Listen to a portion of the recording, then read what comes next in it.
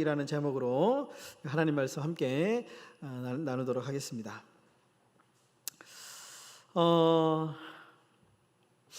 슬플 때 여러분 우는 사람이 병에 덜 걸린다라고 하는 연구 결과가 있습니다. 네, 사람이 많이 울음이 많은 사람이 있잖아요. 많이 우는 사람이 오래 산다.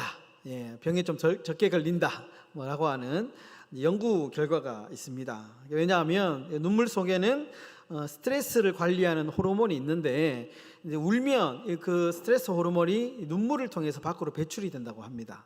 그러면서 면역력이 향상되고 통증이 줄어들게 된다라고 하는 그런 내용이더라고요. 실제로 이 어떤 이제 연구를 뒷받침하는 어떤 어떤 사건이 큰 사건이 있었는데요. 1997년에 아주 영국에서 큰 사건이 하나 일어났습니다. 어떤 사건이냐 하면 그 당시에 영국은 여왕이 있고 이제 왕이 있지 않습니까? 근데 그 당시에 이제 그 왕비였던 다이애나라고 하는 왕비가 갑자기 교통사고를 당하게 됩니다. 그렇게 해서 교통사고로 세상을 떠나게 됩니다. 그리고 이 사건을 통해서 영국의 정신병원의 우울증 환자가 절반이나 줄어들게 되었다라고 하는 어떤 그런 기사가 나오게 됩니다. 한마디로 다이애나 증후군, 다이애나 효과라고 부를 정도로 큰 이슈가 된 사건인데요. 사람들이 이제 자신의 나라를 대표하는 왕비가 세상을 떠나니까 온 나라가 슬픔에 잠기고 통곡을 하게 된 것이죠. 그런 효과를 통해서 어떤 병원을 찾는 이제 환자들이 많이 줄었다라고 하는 그런 내용입니다. 실제로 어떤 이런 이제 이론적인 내용이 좀 증명이 되었다라는 것이죠. 여러분, 신체는 세 가지 종류의 눈물을 만든다고 합니다. 우리가 눈물을 흘릴 때 보통 세 가지로 이제 분류를 한다는데, 첫 번째는 뭐냐 하면 눈을 보호하는 역할을 한다고 합니다. 예를 들면 이렇게 눈을 깜빡깜빡하면 조금씩 어떤 이렇게 눈이 침침하거나 눈물을 흘리지 않습니까? 이거는 이제 눈을 보호하기 위해서 흘리는 눈물이라고 합니다. 두 번째 눈물이 있는데 뭐냐 하면 보호막, 이 반사의 눈물. 갑자기 바람이 불거나 눈에 뭔가 탁 물질이 들어왔을 때 머리 깜빡깜빡하면 눈물이 나오지 않습니까? 이거는 반사신경에 의해서 이제 눈물이 나온다는 거죠. 세 번째 눈물이 중요한데요.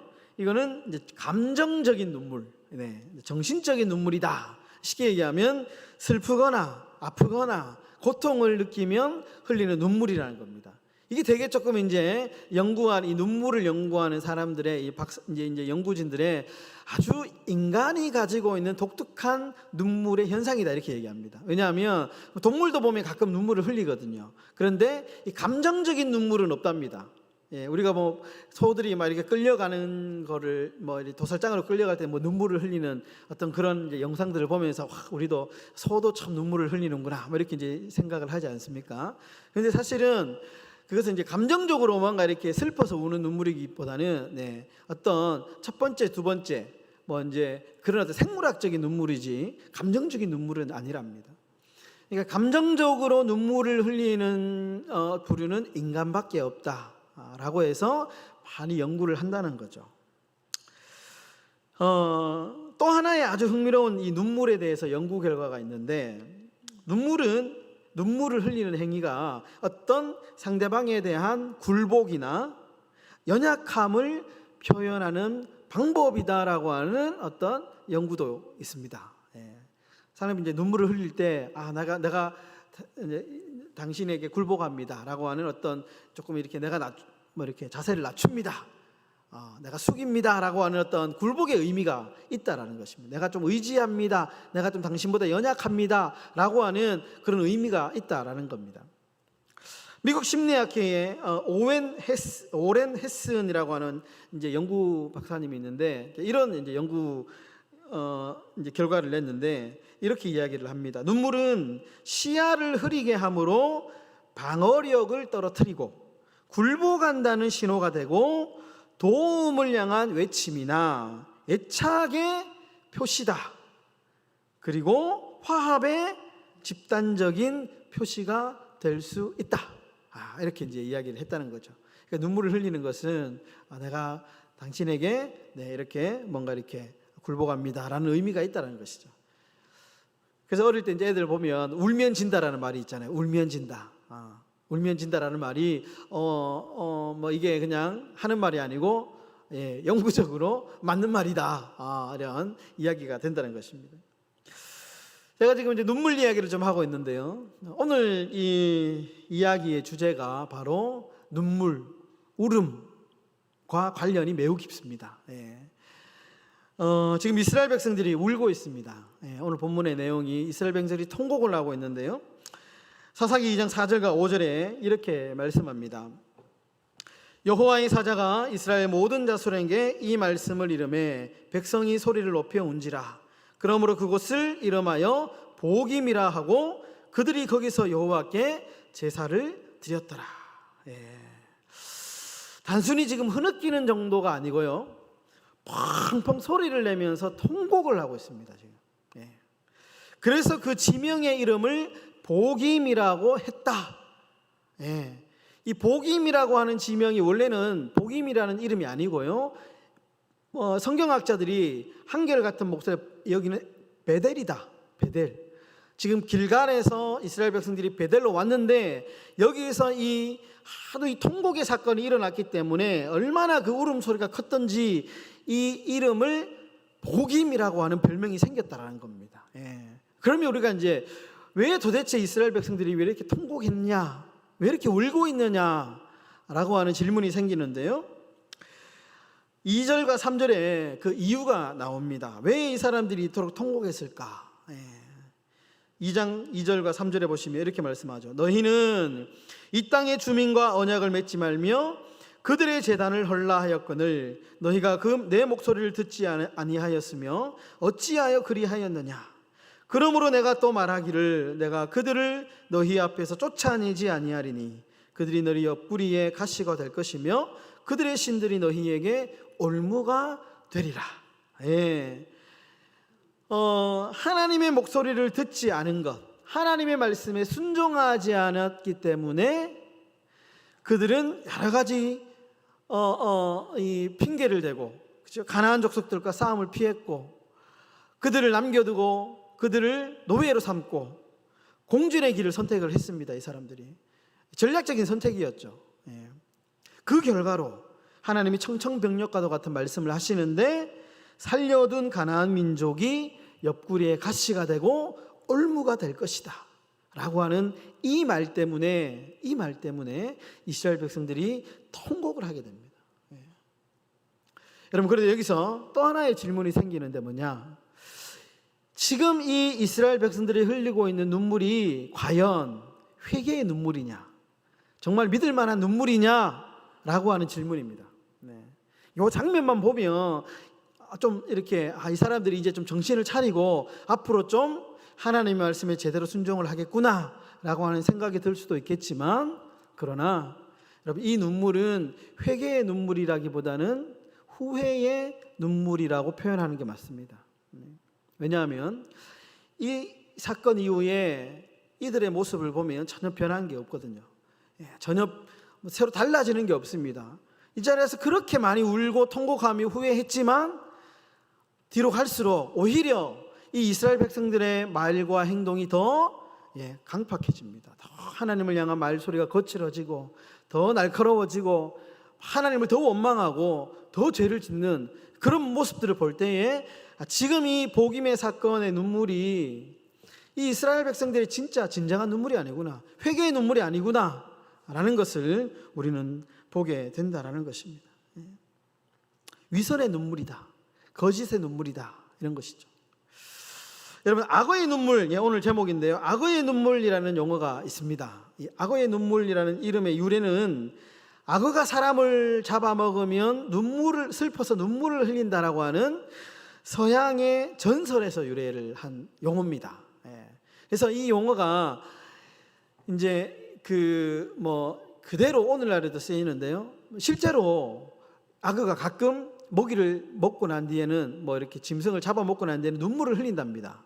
그런데 이 눈물은 슬퍼서 우는 눈물이 아니고요, 이제 악어가 입을 벌릴 때에 쓰이는 신경과 이 눈에 있는 신경이 이렇게 연결이 되어 있답니다. 그래서 악어가 입을 크게 벌리면 이렇게 눈물이 난답니다.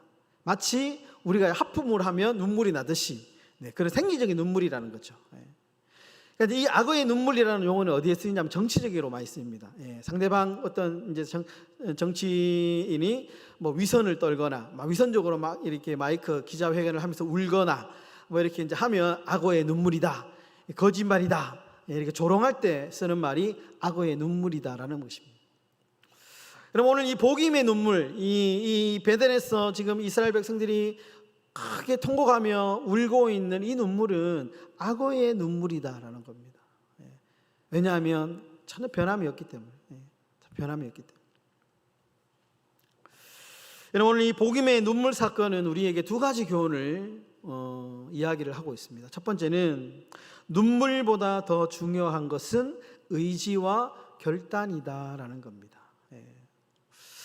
여러분, 우리가 매주마다 이제 예배 드리잖아요. 참 이제 어떨 때는 은혜가 있고 때로는 감격하기도 하고 예배를 통해서 위로받고 또 소망을 발견하기도 하고 도전을 받고 수많은 다짐들을 하게 되기도 하고 때로는 참 은혜로운 찬송을 부르면 눈물도 나기도 하고 여러 가지 감정적인 변화를 우리가 예배를 통해서 이제 겪게 됩니다. 그런데 여러분, 이후에 우리가 아무런 일도 일어나지 않는다면 우리가 흘린 이 눈물, 우리가 느끼는 이 감정은 자칫 잘못하면 위선의 눈물, 악어의 눈물이 될 수 있다라는 겁니다. 감정의 변화가 행동의 변화로 이어지지 않으면 복음의 사건과 별반 다르지 않다라는 교훈이 오늘 말씀이 주는 첫 번째 교훈입니다. 여러분, 세례 요한은 당시에 위선자들을 향해서 이렇게 일침을 가합니다. 회개에 합당한 열매를 맺으라. 회개에 합당한 열매를 맺으라. 마태복음 3장 7절, 8절, 9절 이렇게 말씀하죠. 요한이 많은 바리새인들과 사두개인들이 세례 베푸는 대로 오는 것을 보고 이르되 독사의 자식들아, 누가 너희를 가르쳐 임박한 진노를 피하라 하더냐. 8절 다 같이 읽겠습니다. 그러므로 회개에 합당한 열매를 맺고 속으로 아브라함이 우리 조상이라고 생각하지 말라. 내가 너희에게 이르노니 하나님이 능히 이 돌들로도 아브라함의 자손이 되게 하시리라. 회개에 합당한 열매를 맺으라. 여러분, 예배에 아무리 우리가 이 감정적으로 막 은혜를 받았다, 좋다 이렇게 하는 것도 귀한 일이지만 더 중요한 일은 뭐냐 하면 회개에 합당한 열매를 맺는 것, 이것이 너무 중요하다라는 것입니다. 여러분, 구약에 보면 요나 선지자 있지 않습니까? 하나님은 선지자 요나에게 니느웨로 가서 성의 멸망을 선포해라 이렇게 말씀합니다. 이 요나가 가기 싫어합니다. 그래서 미적미적 하다가 뭐 물고기 뱃속에 들어가서 우여곡절을 걷다가 가기 싫은 니느웨로 가게 됩니다. 니느웨는 그 당시 아수르의 수도였거든요. 이방 땅이었습니다. 그래서 하나님께서 사흘 길을 걸으면서 이 땅의 멸망을 외치라. 그만큼 땅이 넓다라는 것입니다. 사흘 길을 열심히 다니면서 사역해라 이렇게 말씀하시는데 요나가 하루 딱 돌면서 외칩니다. 이 땅 니느웨가 40일이 지나면 무너질 것이다. 회개해라. 하루 딱 이야기하고 이제 딱 이렇게 어떻게 되나 딱 지켜봅니다. 그런데 갑자기 예상치 못한 일이 벌어지죠. 사흘 길을 걸어가지고 외쳐야 될 큰 넓은 땅에서 딱 하루 대충 사역했는데 갑자기 니느웨 사람들이 회개하기 시작합니다.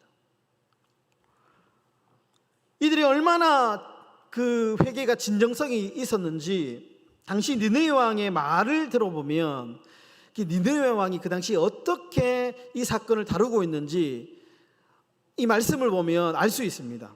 요나서 3장 7절과 8절에 이렇게 말씀합니다. 왕과 그의 대신들이 조소를 내려 니느웨에 선포하여 이르되 사람이나 짐승이나 소떼나 양떼나 아무것도 입에 대지 말지니 곧 먹지도 말 것이요 물도 마시지 말 것이며. 8절 다 같이 읽겠습니다. 사람이든지 짐승이든지 다 굵은 베옷을 입을 것이요 힘써 여호와께 부르짖을 것이며 각기 악한 길과 손으로 행한 강포에서 떠날 것이라. 예.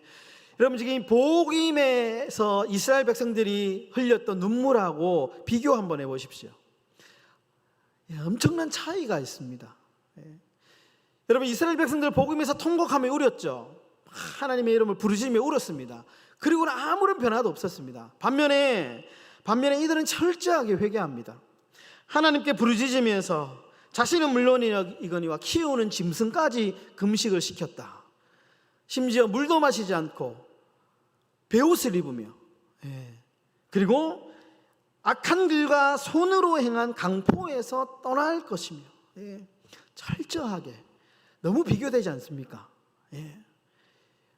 진정한 회개는 이러한 회개다라는 것입니다. 여러분 두 번째로 우리에게 주는 교훈이 있는데요, 젖과 꿀이 흐르는 땅이 통곡의 땅이 되면 안 된다라는 겁니다. 여러분 백성들이 들어간 땅은 가나안 땅입니다. 하나님은 이 가나안 땅을 가리켜서 젖과 꿀이 흐르는 축복의 땅이다 이렇게 말씀하셨죠. 그런데 여러분 복임이라는 말의 뜻은 우는 자들, 통곡하는 자들이라는 뜻입니다. 그러니까 무슨 말입니까? 축복의 땅에서 지금 이 사람들이 울고 있다는 것입니다. 축복의 땅이 저주의 땅, 우는 땅, 절망의 땅, 통곡의 땅으로 변화되었다라는 것입니다. 얼마나 코미디입니까? 정말 그 가나안 땅에서 하나님께서 이스라엘 백성들 40년 동안 가나안 이 광야를 인도하셔가지고 가나안 땅으로 들이실 때는 너희가 그 땅 가운데 하나님의 임재를 경험하고 하나님을 예배하며 하나님만 사랑하고 하나님 때문에 기뻐하고 즐거워하면서 축복 받으면서 살아라라고 보내놨는데 그 땅에서 막 통곡하고 울고 있는 거예요. 하나님의 축복을 경험하기는커녕 그 땅에서 막 땅을 치면서 후회하며 울고 있는 겁니다. 너무나도 넌센스적인 상황인 거죠. 왜 그러냐? 왜 이 땅에서 축복을 경험하기는커녕 울고 있느냐? 이유는 간단합니다.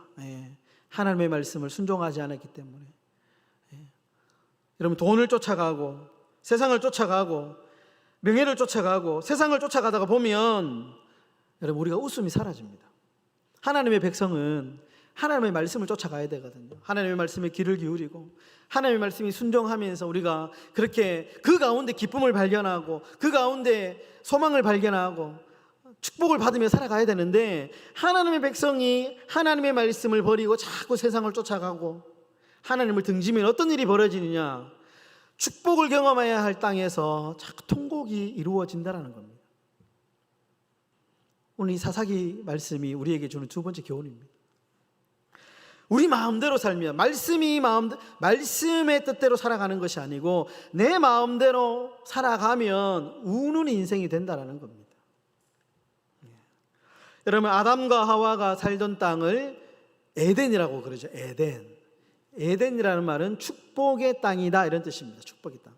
하나님은 아담과 하와를 이 축복의 땅으로 탁 들어놓으셨습니다. 완벽한 땅입니다. 완벽한 땅. 그런데 아담과 하와의 이 불순종 때문에 그 땅에서 쫓겨납니다. 그리고 우는 인생이 되죠. 사람이 사람을 죽이고 첫 번째 인류의 살인자 가인이 동생 아벨을 죽이지 않습니까?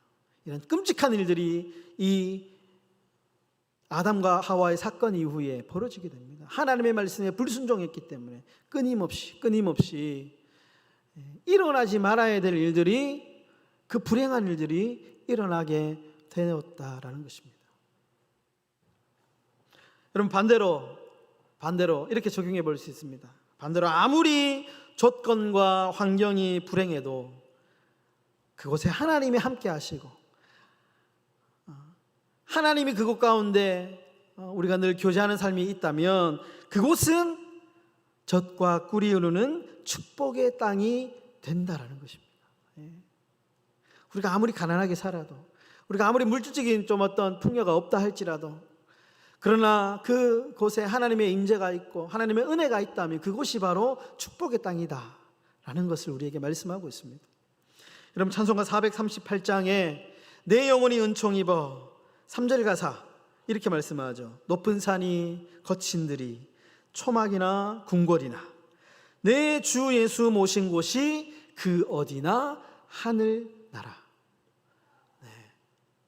내 주님 예수님 모신 곳이 그 어디나 하늘나라다. 궁궐이든지 초막이든지 그곳이 어디든지 상관없이 우리 주님이 나와 함께 하시면 그곳이 적과 꿀이 흐르는 가나안이 될 수 있다라는 것입니다. 우리 사랑하는 행복한 교회 성도 여러분, 여러분들이 계신 삶의 자리가 정말 하나님 모시고 살아가는 축복의 땅, 은혜의 땅, 웃음이 넘쳐나는 그런 하늘나라가 되실 수 있기를 주님의 이름으로 축원합니다. 말씀을 좀 마무리하겠습니다. 여러분, 2005년도에 아주 재미난 영화가 한 편 딱 개봉이 됐습니다. 영화 하면 보통 미국 이제 보통 우리가 이렇게 좀 서방 국가를 떠올리잖아요. 근데 이 영화는 뉴질랜드에서 개최가 됐는데요. 아주 이렇게 좀 재밌는 영화입니다. 실화를 바탕으로 만들어진 영화인데 영화의 제목이 뭐냐 하면 세상에서 가장 빠른 인디언이라고 하는 영화입니다. 이제 이 영화의 주인공은 나이가 60이 넘은 지긋한 할아버지입니다. 근데 이 할아버지가 60이 넘고 삶의 소망이 없고 재미가 없으니까 하나의 어떤 사건에 도전을 하는데 오토바이 경주에 도전을 합니다. 그 오토바이 경주가 어디에서 이제 했냐 하면 미국 아주 멀리 있는 이 보너빌, 미국의 유타주에 있는 보너빌이라고 하는 지역에서 열리는 스피드 위크라고 하는 오토바이, 이 바이크 대회에 출전을 하는데 이제 본인에게는 이제 오토바이 아주 오래된 오토바이 한 대가 있었습니다. 1920년식 아주 낡은 오토바이를 개조해가지고 우여곡절 끝에 먼 미국 땅으로 가서 오토바이 대회에 참여를 합니다. 그리고 우승을 하는데요, 기록까지 세웁니다. 구려 296km라고 하는 경이적인 기록을 세우고 이 기록은 아직까지도 깨지지 않는다라고 합니다. 그러면서 이제 할아버지께서 아주 유명한 명대사를 남기는데요, 자기의 손자에게 이렇게 이야기를 합니다. 가야 할 때 가지 않으면 가려고 할 때 갈 수 없단다, 이렇게 얘기합니다. 그러니까 반드시 가야 할 때, 반드시 해야 할 때 그것을 가지 않으면, 하지 않으면 꼭 가려고 할 때, 필요할 때 그것을 할 수가 없는 상황이 생겨버린다. 아주 의미심장한 말이죠. 가야 할 때 가지 않으면 가고 싶을 때 가지 못한다. 여러분, 제가 이제 글을 보면서 이런 오늘 설교와 매치가 되더라고요. 자, 이 말을 그대로 받아가지고 우리가 하나님의 말씀에 순종해야 할 때 순종하지 않으면, 우리가 기도해야 될 때 기도 때를 놓치면, 그러면 우리가 어떻게 될까? 결국 축복의 땅에서 우는 인생이 되지 않을까? 라고 하는 그런 생각이 들었습니다. 웃어야 할 축복의 땅에서 하나님 우리를 이 땅 가운데 사명을 주고 보내셨습니다. 여러분들 한 사람, 저도 그렇고 이 땅 가운데 하나님의 임재를 경험하고 사명을 이루어가면서 정말 하나님 때문에 웃음이 넘쳐나고 행복이 가득한 삶을 살아라, 우리를 이곳 가운데 보내어 주셨습니다. 조건은 단 하나, 하나님의 말씀에 순종하며 하나님의 임재를 경험하며, 그것이 이 땅에서 축복을 경험하고 웃음을 경험하는 비결이다. 그런데 우리가 그 하나님의 말씀을 떠나고 세상을 쫓아가면 이 축복의 땅에서 울음을 경험하게 된다라는 것입니다. 우리 사랑하는 성도 여러분, 우리 우는 인생이 아니고 통고 가는 인생이 아니고 정말 주님 때문에 웃는 인생이 되시기를 주님의 이름으로 축원합니다.